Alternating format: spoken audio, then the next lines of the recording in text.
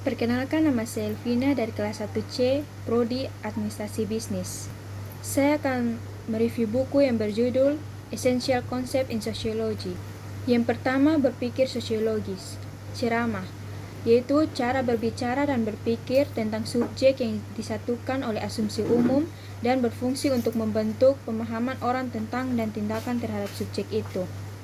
Globalisasi, berbagai proses yang dilalui secara geografis populasi manusia yang tersebar, didekatkan dan kontak yang lebih cepat satu sama lain, menciptakan komunitas tunggal, nasib atau masyarakat global. Kemodernan, kata modern dapat digunakan untuk merujuk pada apapun yang kontemporer dengan kontras antara kuno dan modern.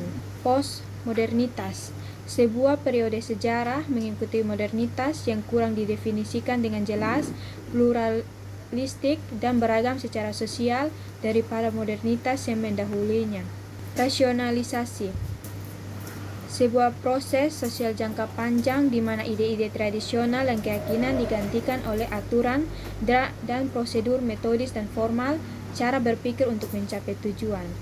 Masyarakat, sebuah konsep yang digunakan untuk menggambarkan hubungan sosial yang terstruktur dan institusi di antara komunitas besar orang yang tidak dapat direduksi menjadi kolektif sederhana atau agregasi individu. Struktur atau badan, dikotomi konseptual yang berakar pada upaya sosiologi untuk memahami keseimbangan relatif antara masyarakat, pengaruh pada individu, struktur, dan kebebasan individu untuk bertindak dan membentuk masyarakat. Yang kedua, melakukan sosiologi. Tipe ideal, konstruk murni peneliti tentang sebuah sosial fenomena, menekankan hanya beberapa dari yang utama aspek yang digunakan untuk mendekati persamaan dan perbedaan dalam konkret kasus dunia nyata. Metode kualitatif atau kuantitatif, perbedaan mendasar antara pendekatan-pendekatan itu untuk penelitian yang mencari pengetahuan mendalam dengan memanfaatkan proses penalaran dan pengambilan keputusan subjek atau kualitatif, dan itu yang menggunakan pengukuran secara ekstensif untuk mengukur fenomena sosial atau kuantitatif. Realisme, sebuah pendekatan penelitian sosial yang menekankan pada keberadaan realitas eksternal objektif yang mendasarinya penyebab yang dapat diterima untuk penyelidikan ilmiah. Refleksivitas, sebuah karakterisasi hubungan antara pengetahuan dan masyarakat atau peneliti dan subjek, berfokus pada refleksi terus-menerus dari aktor sosial di diri mereka sendiri dan konteks sosial mereka. Sains, metode untuk mendapatkan pengetahuan yang valid dan dapat diandalkan tentang dunia berdasarkan teori pengujian terhadap yang dikumpulkan bukti. Konstruksionisme sosial, pendekatan sosiologi yang agnostik terhadap realitas fenomena sosial, lebih memilih untuk menyelidiki cara bahwa ini diproduksi dalam hubungan sosial. Yang ketiga, lingkungan dan urbanisme, pengasingan, pemisahan atau keterasingan manusia dari beberapa aspek penting dari sifat mereka atau dari masyarakat, sering mengakibatkan perasaan tidak berdaya atau ketidakberdayaan. Lingkungan, dalam sosiologi lingkungan, lingkungan alam planet bumi bukan lingkungan ekonomi, lingkungan bisnis atau ciptaan manusia lainnya. Industrialisasi, prosesnya dimulai pada pertengahan abad ke-18 Inggris dan Eropa, menggantikan manusia dan hewan tenaga kerja dengan mesin, khususnya di bidang produksi dan pekerjaan. Migrasi, pergerakan orang dari satu wilayah geografis ke yang lain, terutama di seluruh masyarakat nasional, menjadi lebih luas dan umum selama abad ke-20. Mempertaruhkan, menurut Ulrich Beck, upaya untuk menghindari atau mengurangi potensi bahaya, terutama risiko buatan yang merupakan produk dari aktivitas manusia. Pembangunan berkelanjutan, sebuah pendekatan yang menggabungkan konservasi jangka panjang dari lingkungan alam global dengan ekonomi pembangunan bagi negara-negara berkembang. Urbanisme, karakter khas kehidupan di kota-kota modern dan perkotaan dan dampaknya terhadap sekitarnya daerah pinggiran kota dan pedesaan. Yang keempat, berpikir sosiologis. Birokrasi, Jenis organisasi berdasarkan aturan tertulis, kontrak, dan hierarki posisi yang diadopsi secara luas dalam masyarakat industri modern. Kapitalisme, sistem ekonomi yang berasal dari barat, berdasarkan pertukaran pasar dan produksi laba untuk reinvestasi dan pertumbuhan bisnis. Konsumerisme, cara hidup yang umum bagi masyarakat yang relatif kaya, yang mendorong pembelian konsumen secara terus-menerus, barang yang bermanfaat baik bagi perekonomian maupun pribadi pemenuhan. Divisi tenaga kerja, pemisahan tugas kerja dan jabatan dalam proses produksi yang menciptakan perluasan ekonomi saling ketergantungan. Pendidikan, sebuah lembaga sosial yang mempromosikan dan memungkinkan transmisi pengetahuan dan keterampilan lintas generasi, paling sering melalui wajib belajar. Organisasi, sebuah kelompok sosial atau entitas kolektif yang secara internal terstruktur untuk memenuhi kebutuhan sosial atau untuk mengejar tujuan tertentu. Agama, mengikuti Mill Durkheim, sistem kepercayaan yang terpadu dan praktik yang berhubungan dengan hal-hal suci yang menyatukan orang-orang yang menganutnya menjadi suatu komunitas. Yang kelima, peluang hidup yang tidak sama. Kelas, posisi ekonomi relatif dari kelompok-kelompok sosial yang besar didefinisikan dalam kaitannya dengan pekerjaan, kepemilikan properti dan kekayaan atau pilihan gaya hidup.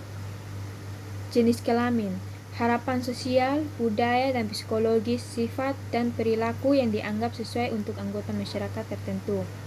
Persimpangan, jalinan kesenjangan sosial termasuk kelas, ras atau etnis, gender, disabilitas, dan seksualitas yang menghasilkan pola diskriminasi yang lebih kompleks daripada konseptualisasi satu dimensi memungkinkan.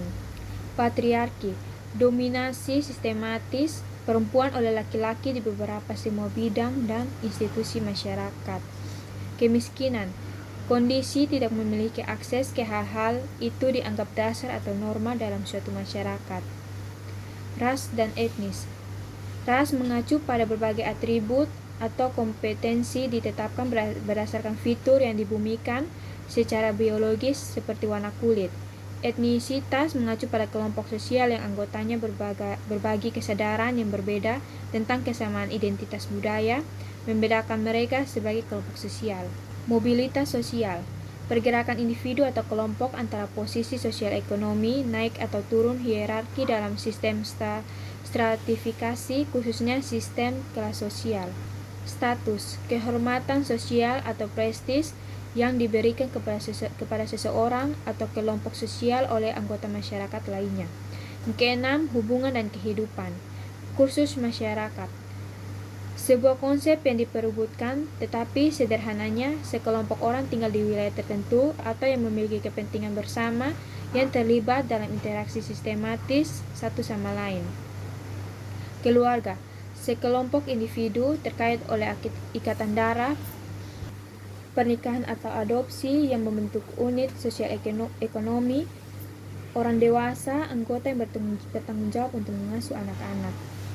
Kursus hidup, gerakan individu melalui berbagai sosial menciptakan transisi selama hidup mereka.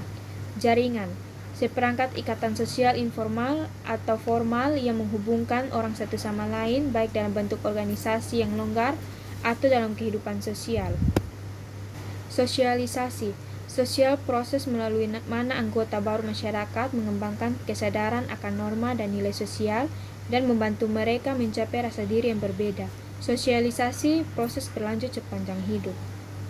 Yang ketujuh, interaksi dan komunikasi. Budaya, cara hidup meliputi pengetahuan, adat istiadat, norma, hukum, dan kepercayaan yang menjadi ciri masyarakat tertentu atau kelompok sosial.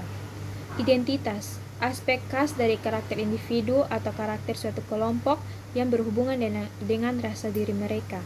Ideologi, ide-ide, akal sehat, dan kepercayaan luas dalam masyarakat yang melayani seringkali secara tidak langsung kepentingan kelompok dominan dan melegitimasi posisi mereka.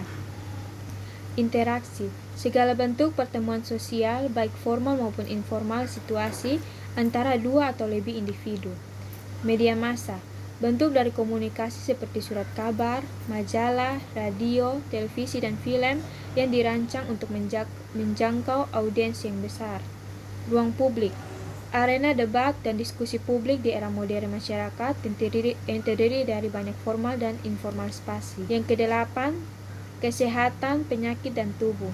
Biomedis, model praktik medis barat di mana penyakit didefinisikan secara objektif sesuai dengan adanya gejala fisik yang dikenali dan diturunkan secara ilmiah. Perawatan medis diupayakan untuk mengembalikan tubuh ke kesehatan. Medisisasi, proses di mana gaya hidup penting seperti berat badan, merokok, atau praktik seksual diubah menjadi masalah medis untuk ditangani oleh medis profesional. Peran sakit, sebuah konsep yang dirancang oleh Talcott Parsons untuk menjelaskan harapan sosial yang melekat pada penyakit dan perilaku orang sakit, penyimpangan yang mengarah pada sanksi dan stigma sosial. Model sosial disabilitas, sebuah pendekatan yang menempatkan penyebab dari kekurangan yang terkait dengan kecacatan dalam masyarakat dan organisasinya daripada di dalam individu orang.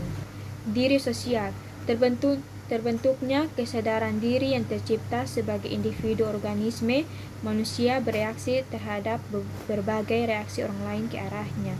Stigma, ciri-ciri fisik atau sosial yang diidentifikasi sebagai merendahkan atau secara sosial tidak disetujui, membawa penghinaan, jarak sosial, atau diskriminasi. Yang kesembilan, kejahatan dan social control. Anomi, perasaan cemas dan takut yang parah akibat dari pengalaman kurangnya norma-norma sosial yang efektif seringkali diproduksi selama periode perubahan sosial yang cepat. Penyimpangan, melakukan tindakan yang tidak sesuai dengan norma atau nilai yang diterima secara luas dalam masyarakat. Pelabelan, proses di mana beberapa individu dan sosial kelompok diidentifikasi memiliki karakteristik tertentu dengan orang lain yang memiliki kekuatan dan pengaruh untuk membuat seperti itu label menempel. Kepanikan moral, reaksi masyarakat yang berlebihan terhadap kelompok atau jenis tertentu, perilaku yang dianggap sebagai gejala yang lebih umum, kelesuan sosial dan moral. Keadilan restoratif, sebuah teori dan proses peradilan pidana yang berfokus pada memperbaiki kerugian yang ditimbulkan pada korban oleh kejahatan dan yang membutuhkan keterlibatan semua pemangku kepentingan. Kontrol sosial, semua mekanisme formal dan informal dan internal dan pengendalian eksternal yang beroperasi untuk menghasilkan kesesuaian. Yang ke-10, sosiologi politik. Otoritas, kekuasaan legitimasi yang dimiliki oleh satu orang atau kelompok atas yang lain. Kewarganegaraan, sebuah status yang diberikan kepada individu dalam suatu bangsa tertentu atau komunitas politik yang membawa sertanya tertentu hak dan tanggung jawab. Masyarakat sipil, lingkup masyarakat yang terdiri dari semua jaringan itu, asosiasi sukarela, bisnis, klub, organisasi, dan keluarga yang dibentuk oleh warga negara secara mandiri dari pemerintah. Konflik, perebutan supremasi antar kelompok sosial yang melibatkan ketegangan, perpecahan, dan persaingan minat.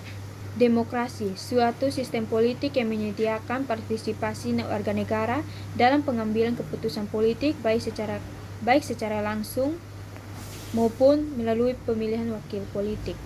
Negara bangsa, gabungan dari komunitas besar dan teritorial politik membantu negara menciptakan entitas budaya politik sekarang yang paling luas, unit kelangsungan hidup di seluruh dunia.